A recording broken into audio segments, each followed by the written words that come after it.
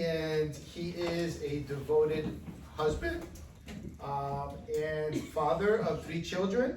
How am I doing? Yeah, good so far. 8, 11, and 10. One boy, 2 girls. Right? Yeah.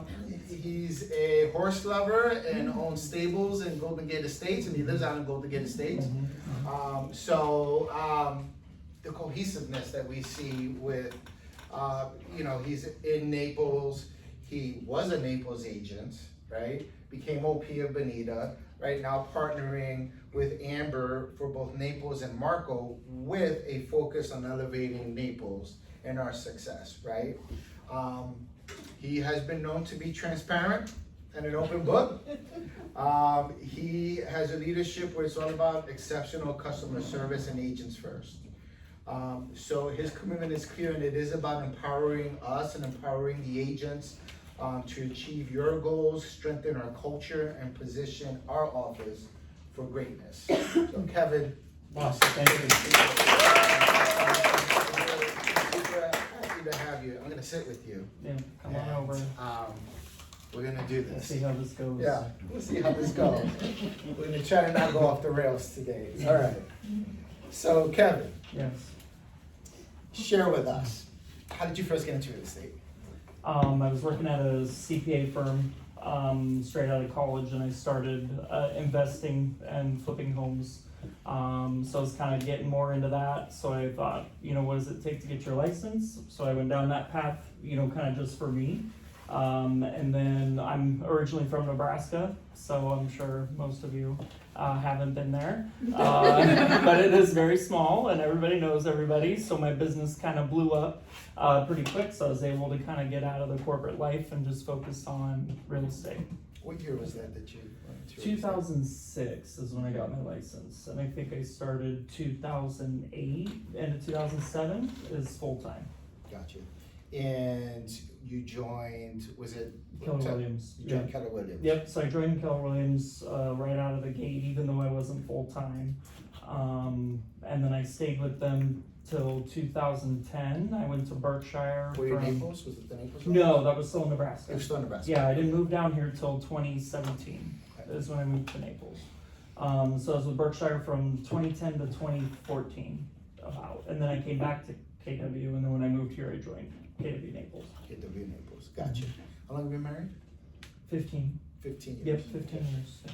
Okay, so. just So kinda far, today. Math Yeah, of real still estate today. and married. Yeah. So before real estate, you shared some of what you did.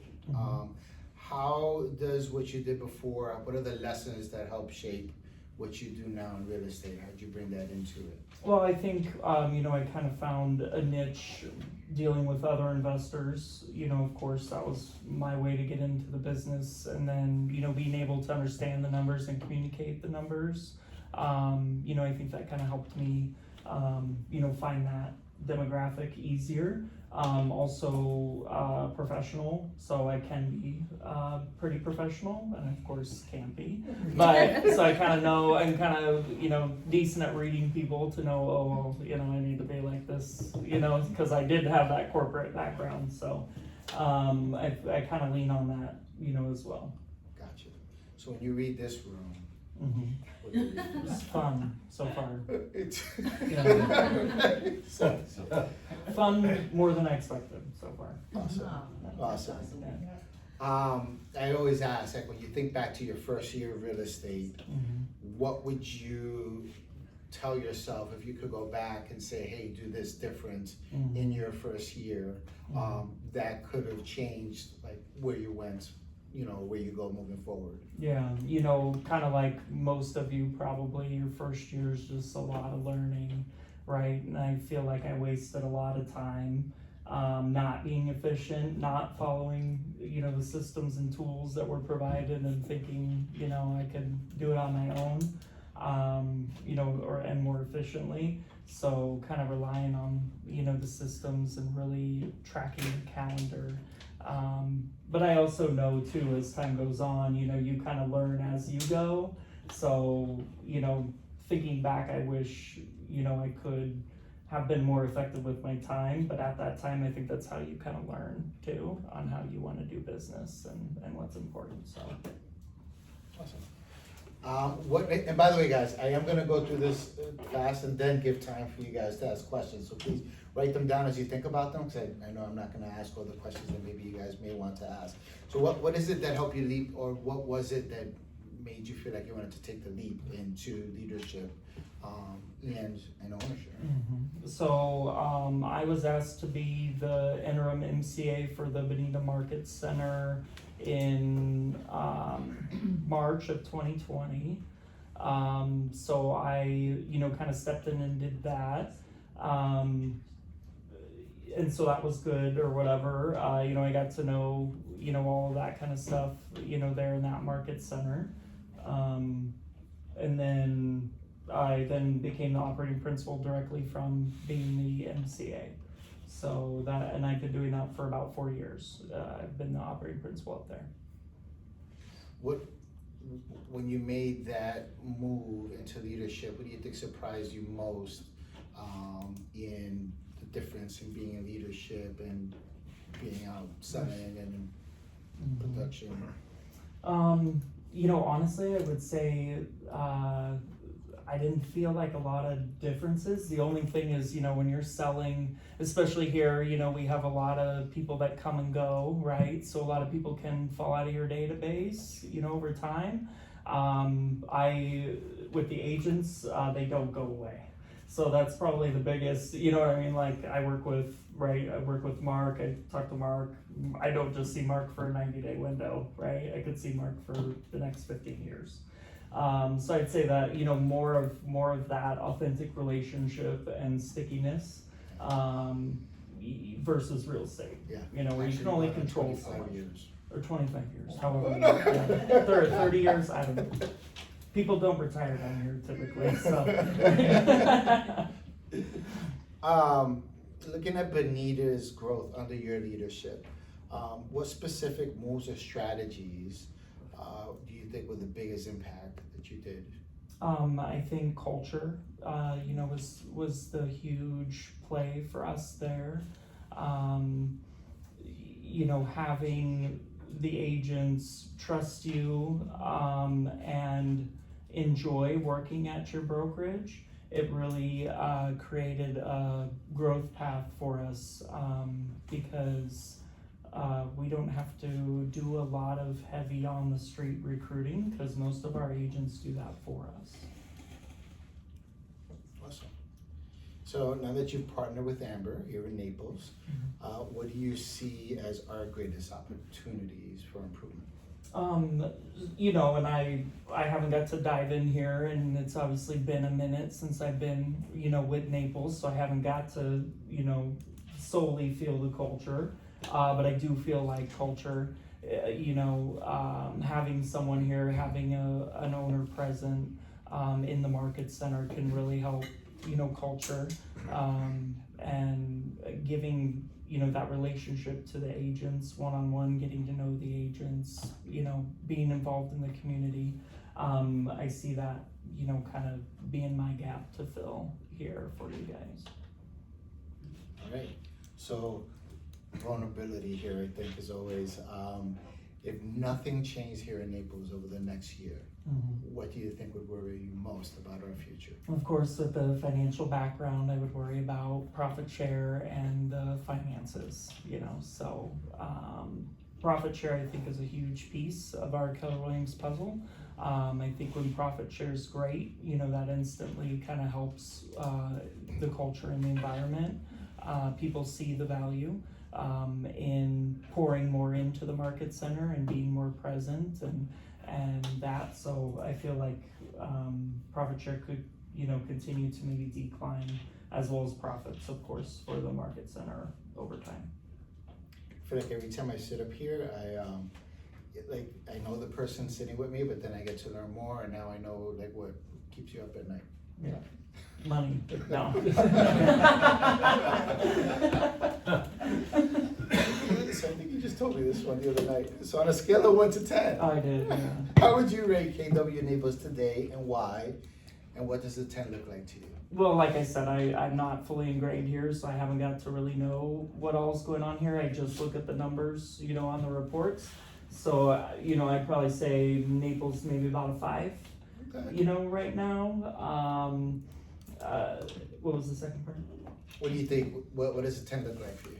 Oh, the culture, the profit share, agent support, growth, being able to, someone, like you in Eugene's role, being also supported by the agents, not just supporting the agents. So, as you're doing transactions, you're more than happy to share how great your brokerage is. You're passing him a warm person that you'd want to be in business with and do business with.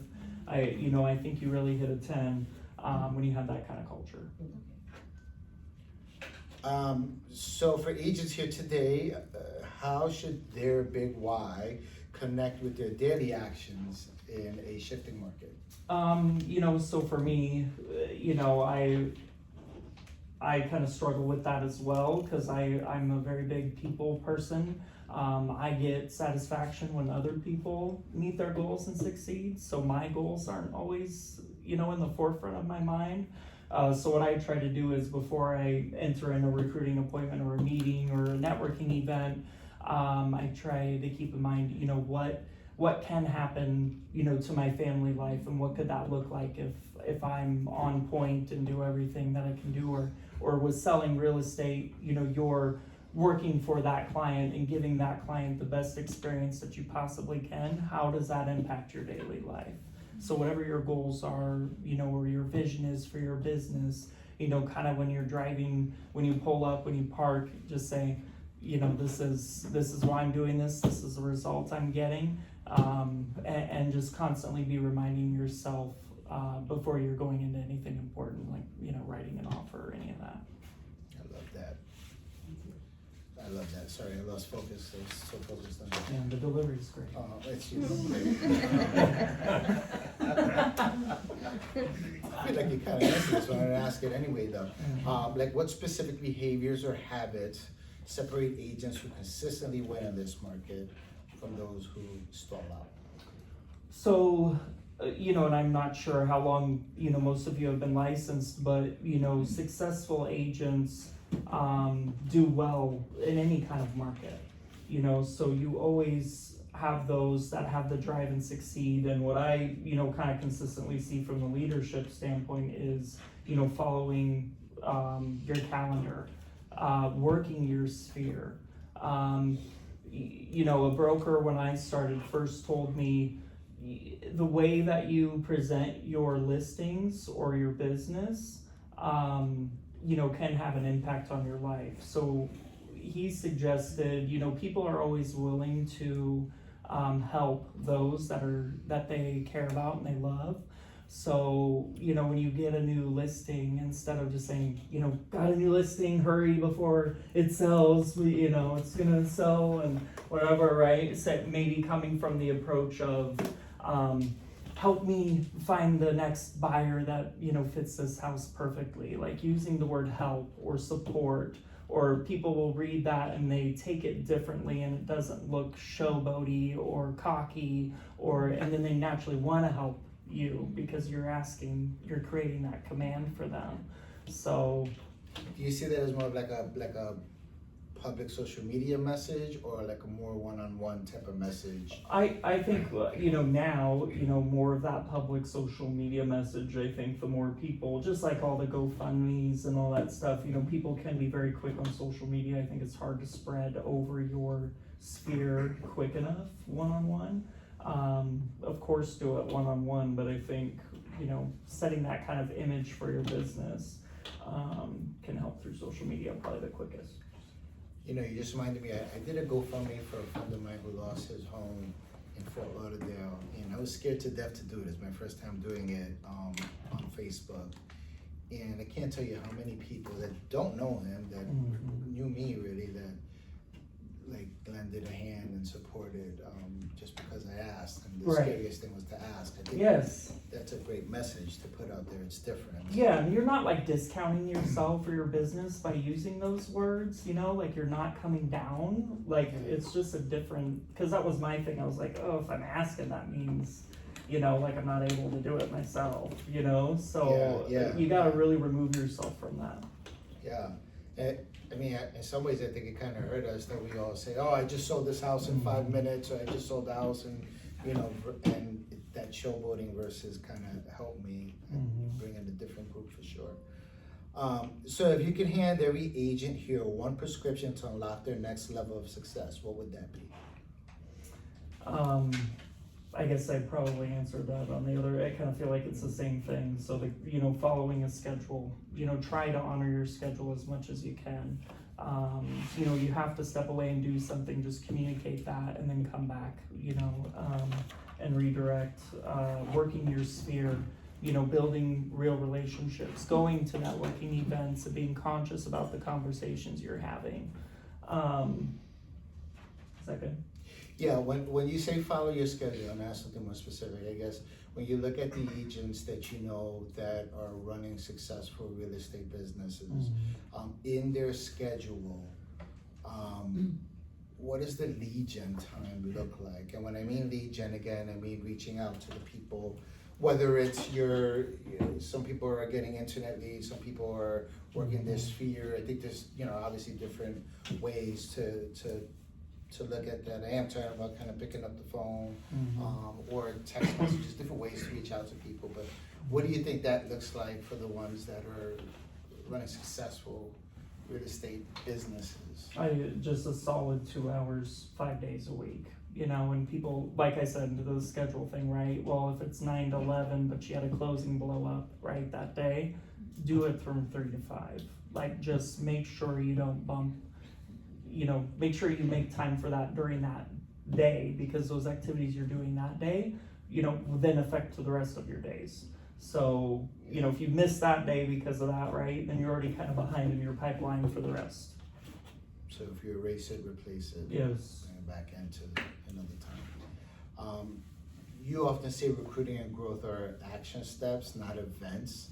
So what daily or weekly actions should agents take to see measurable change? And you kind of said them already. Is there anything I'm repeating this? No, yeah, I think we're good. All right. So how do you personally stay accountable to growth when the market gets tough or distractions creep in? So kind of like what I said a little bit about my personality before. So I think how, you know, do my decisions right now impact, you know, our agents and have an impact on their business.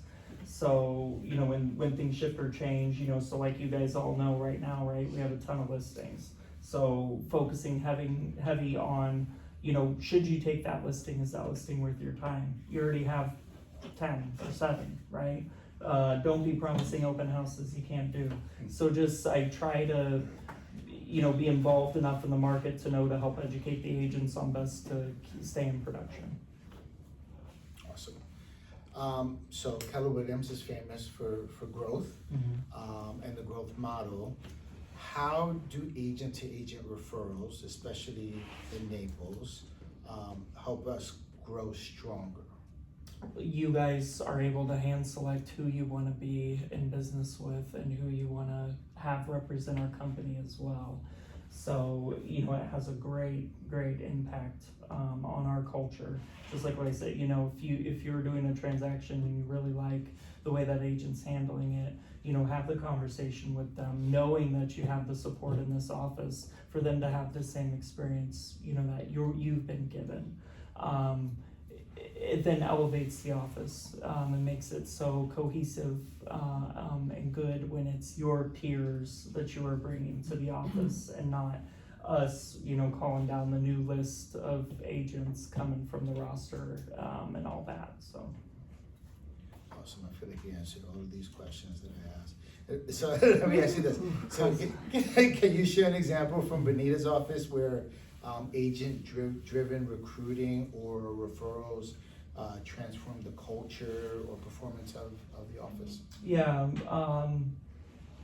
you know, and we are focused on growth, of course, but, you know, like Amber had kind of stated, our back door in Bonita's pretty shut. We don't have an issue with agents leaving, and we haven't, for several years now, so, you know, what really is nice is my TL, you know, she just has to answer her phone, because it's our agents that are calling her, with referrals. They text her with referrals, so she just sets up the appointment. You know, it's already a nice warm lead, and that's how, you know, we've been able to grow our market center with quality agents, is because our agents have made it easy, you know, for us to grow in our community. Yeah, I also see the opportunity where leadership opens up more time to help the agents, because they're not worried about working on meeting people they don't know as much and bringing them in. Correct. If you could paint a picture for us on what a thriving Naples office looks like in 12 to 18 months, what does that look like? I think, you know, great culture, everyone's welcome, everyone's excited to come to the office. You don't pull in and not want to get out of your car, you know. Everyone's business is growing, you're getting what you need, you're getting supported enough, you know, for your business to also reflect the brokerage business as well. When you guys succeed, we succeed. So, you know, that would be the main vision, right? Yeah. I'm excited about, so I've always said like we're better together, right? So us doing things more with Marco, and now, you know, there's Bonita. 3, so it's Marco, Bonita, and Naples, which is very exciting. What is your personal vision for the KW brand in Southwest Florida, and how can Naples agents be a part of that? You know, I'm heavy. I love, you know, when Keller Williams switched to When Entrepreneurs Thrive.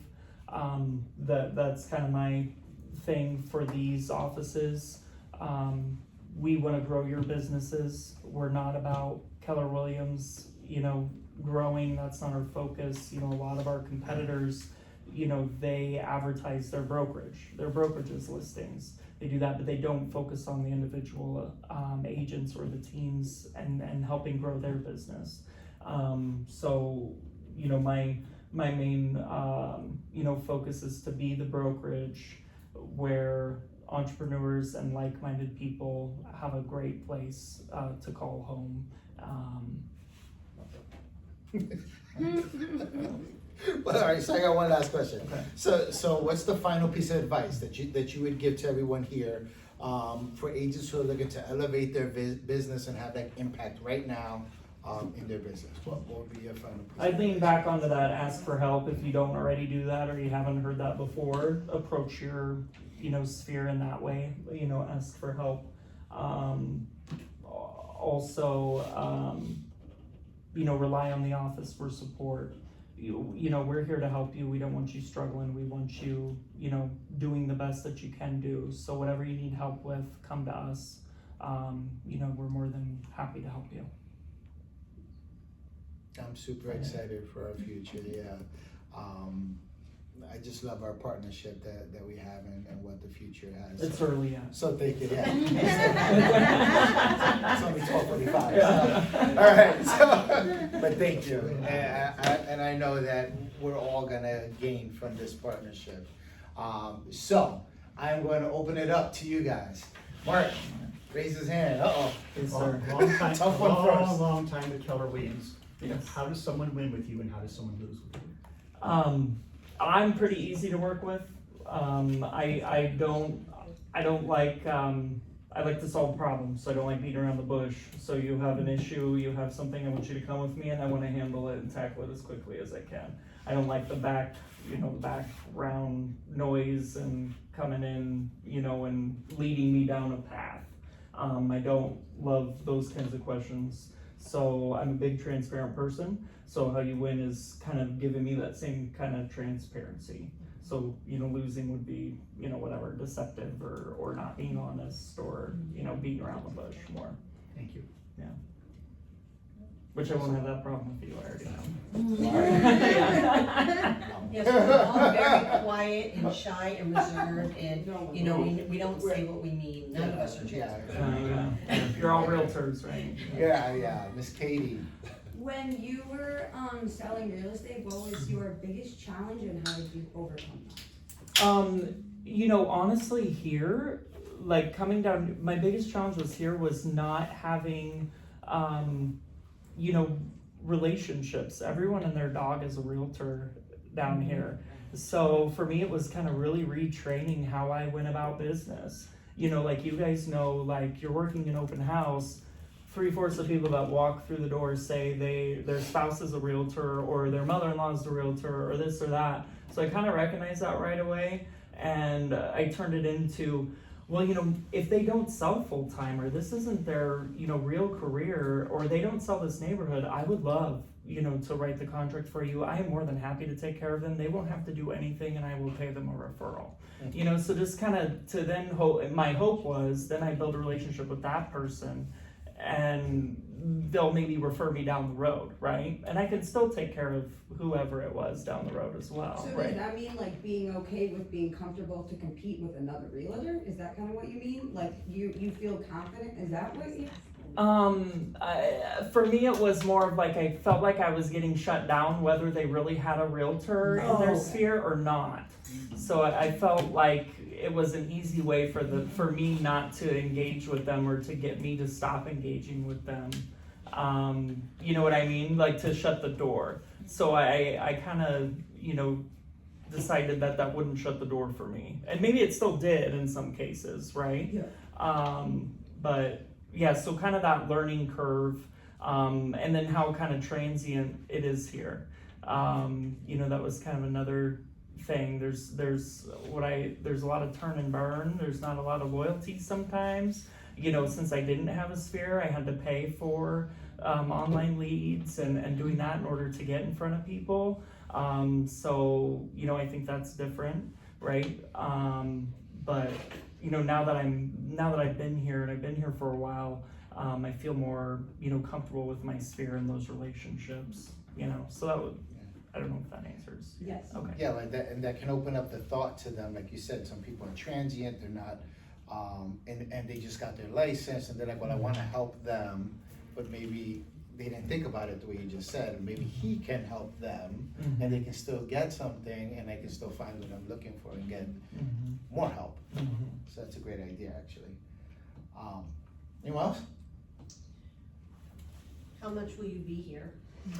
So right now it's looking like 3 days a week. So I'll be spending 2 days in Bonita, 3 days in the Naples office. But how I kind of run, you know, that up there is I'm always accessible. So even if, you know, it's not my day to be in Naples, so like right now it's kind of looking like Tuesday, Thursday for sure. It might be Wednesday, Friday as well in there, depending on the week and what's going on. But like, always feel free to call, text me. I kind of operate like, I don't care if it's Saturday morning at 8:30 in the morning. I'd rather have you call me and I handle that issue in 10 minutes than push you off and wait till Monday when it could become a much larger issue.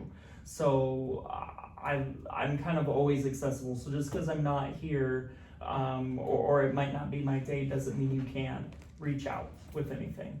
And I never feel like you're bothering So me. you work on the days that end in March? I was just Yeah. thinking, Wait a I had the minute, same that's thought. I was having the same thought. I was thinking, maybe it's me too.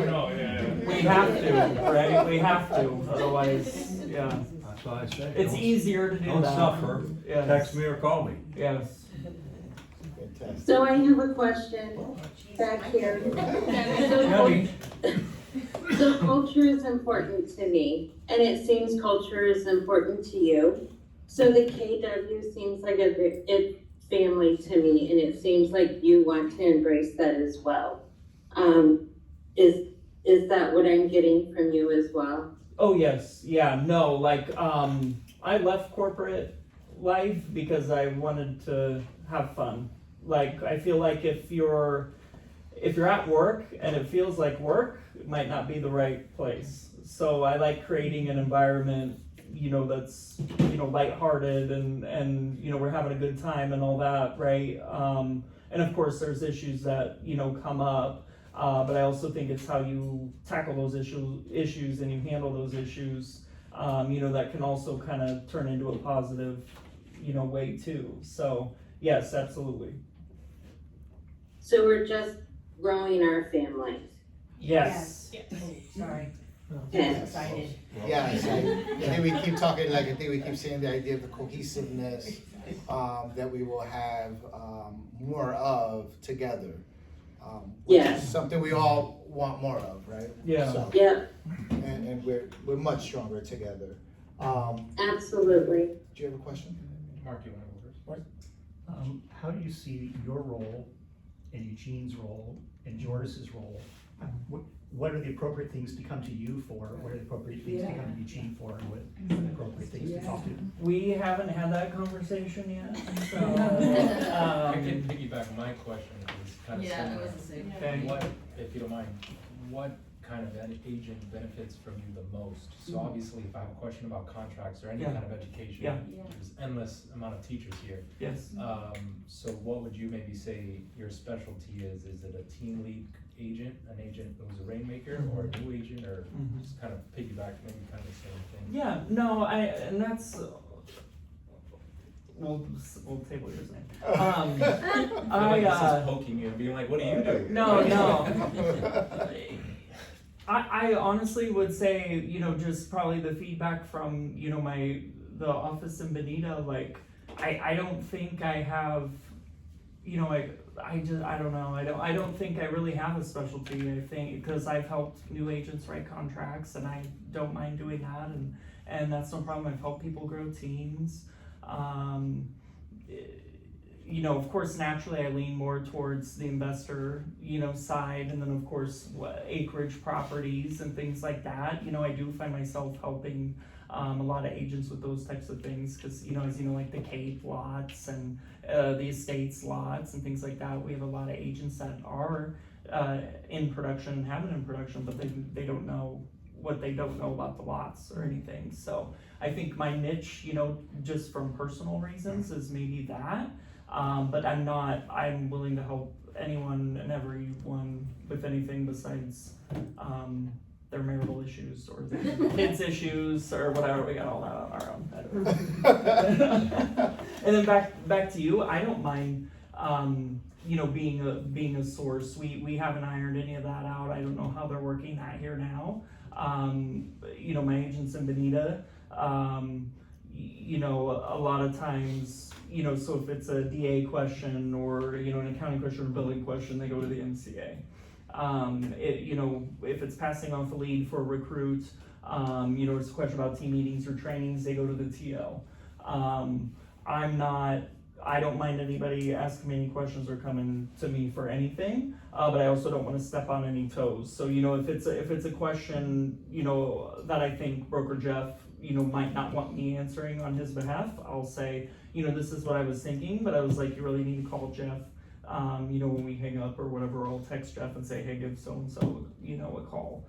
So I try to stay in my lane, you know, with some of those things too. But because I was the MCA, you know, I'm able to support and help that. So like sometimes at night I'll get a DA done, you know, for somebody who has a closing the next day if they just submitted all their paperwork or whatever, you know. So I always, you know, I'm helpful depending on how they want to run it.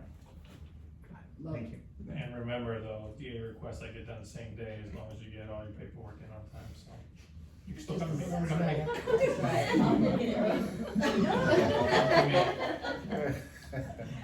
Doing my best. Eugene's a letter of follow-on. Back there. What would Amber's role be?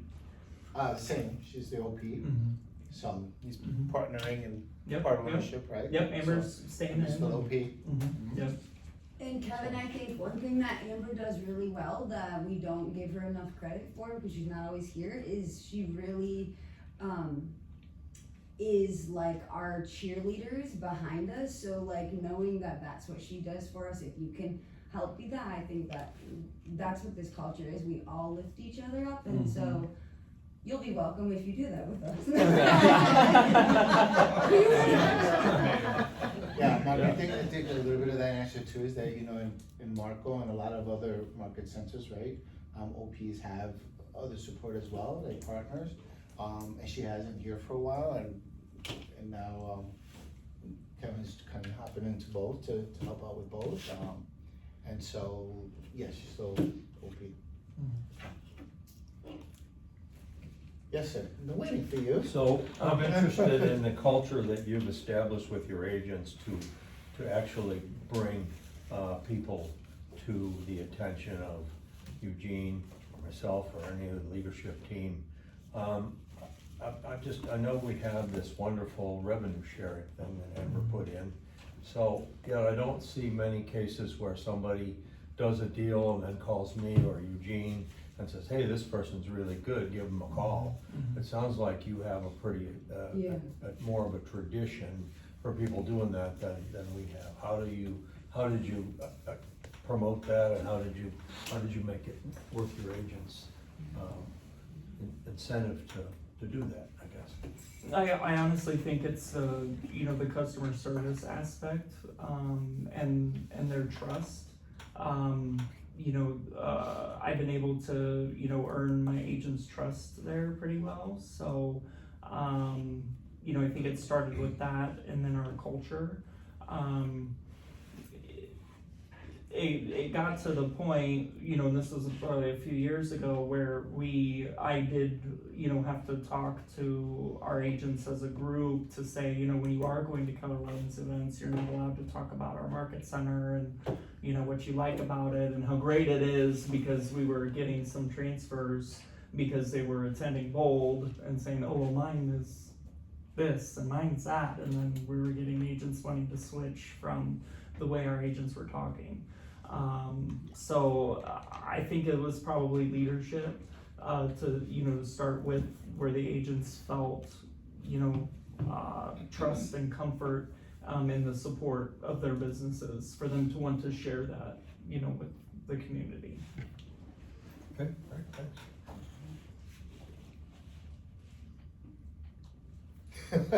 You guys have any more questions? Thoughts? If you did have a question, what would you ask him? I think that all of what you just said, it was a great question, Jeff, and I think you have to start small, and it has to start with the trust and and it's not that we don't trust, that's not the case, but there are things that have to happen in order to grow, and you have to do it slowly. Yeah. And that's what needs to be done. Yeah. And that's how you keep it, I think, in the front of your mind, cause I think when I was in Naples before, they would, come to your office and ask you to write down, 3 names of people you're doing business with and things like that, and that's how they were trying to get the referrals. I don't necessarily think that's a bad way, but I also wanna give you guys the service to where, when you do recognize someone as talent, or you are at a networking event and you're able to have a conversation, you're thinking about that. And maybe that's profit share. Maybe it's, well, yeah, I made, $1,800 last month. Maybe that's the motivation outside of the culture, cause, we do profit share pretty decent in Bonita. I always have a goal of 200,000. But this year, of course, we're at like 145 is what we've given back so far, so I don't think we'll hit it this year, but I'm also very conscious, about that as well, because I think that can help motivation too, when you see those benefits. Is there anything other than culture and profit share that you can think of that has made a difference in retention in your market center? Probably the biggest thing is, me being present, and Eugene can probably attest to that a little bit, based off of some of the recruiting, that has come down, and I think being transparent, and honest with the agents, and genuine with the agents, I think that gets the bond real tight and holds, so I also think it's a little bit, of that too. Thank you. Yes, sir. So what kind of a staff do you have for 200 agents at Bonita? So I have a front desk, agent services, MCTT, that is all one position, he sits at the front desk. And then I have a MCA, and a TL, and then and then a broker. And that's kind of it then, yeah. And then myself. So that's where, with the MCTT, as he has his one-on-ones or appointments, then the rest of us kind of help and support. So like some days I'll sit, there while he's doing that. Cause I always like having someone sitting in the front. If I'm not available or I'm not there, then the MCA does it, TL does it. We're very good at distributing. We're all team players. So I think we're able to get away with that kind of staff, because we all support each other. So how many people, have multiple jobs or? So, front desk, MCA, TL, and then our broker's in the office. He lives in Cape Coral. He's in the office 3 days a week, as well. So if you count him, 4, and then me, 5. Okay. So you don't have a separate ASC and MCTT? We have Hannah walks on water. Sometimes Especially on we have to Sundays. bow down. Sometimes she's not able to help everybody, Yes, and that's yes. one of the things when you're talking about having a culture and having our agents, recommend people to come here. I mean, this is my 7th year, so I've seen all different kinds of approaches, but it just seems like part of it, you have to have the support there for me to do business with Mark and say, hey, Mark, we have great support, we have this, we have that, I want you to come and talk to Eugene. So that seems to be something that I'm hoping that you'll take a look at. Yeah, like just for example, like technology, right? Like the technology's changed so much since I've been in the role, I haven't been able to keep up on all that. So like I can attempt to help, but sometimes it's just that time and giving that agent that feeling like, they're getting the attention. I am, trying to help, even though I know, Hannah knows the answer, right? And so I try to Band-Aid it until she's available to help. Do you offer TC help for people? No? Oh, yeah, yes, we do have a couple TCs, but they're not in the office, not staff, but we do refer them out to our agents. We do have a TC here in the office. It's closing, behind the closings, Wendy Blas. And if you guys haven't visited, you can go to our website, behindtheclosings.com. She is here to help support with transactions. English and Spanish. She is licensed, so everybody should know that as well. Behind the Closing is her first business. She does deals, but I've How used long her have for you worked several with her? years. Several years, and I trust her completely. Without her, it would really be very difficult, so, Yeah, she's very good at doing everything yeah, and kind of having you step away from it and letting her. the leverage is Yeah. amazing, so, and I get my hand slapped when I don't. Yeah, she does slap hands. Yeah. Yes, Mark. And I like it. Yeah. Then it makes me go, do what I'm supposed to do, and yeah, not do her exactly. job as well. Exactly. That's why I pay her, right? So, that's the point. Yes, sir. Can you think of some examples of agents in your market center who attend meetings like this and the difference between the agents that don't? Yes, they get to feel the culture, cause just like everyone, and they get to be a part of it. So I'm kinda heavy with the ALC, where I try to get them, to come to as much as possible, so they have a good pulse, on the market center, and our meetings are as productive as possible.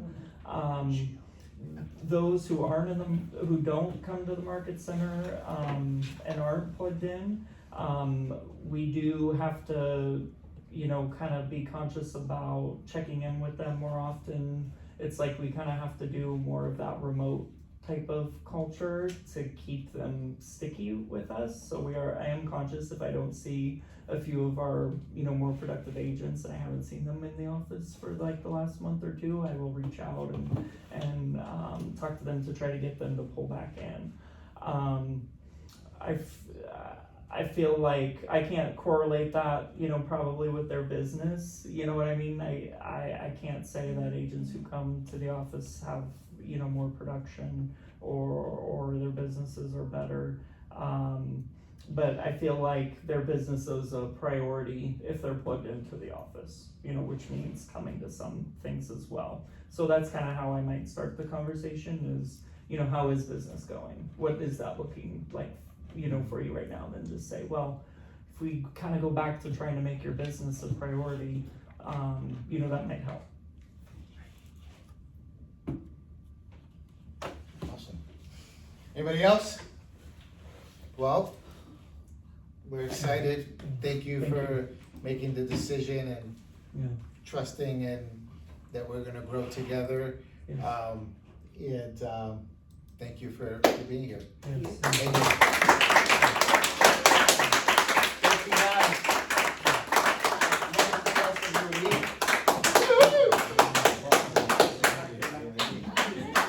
I am so excited. That was too fast. Woo!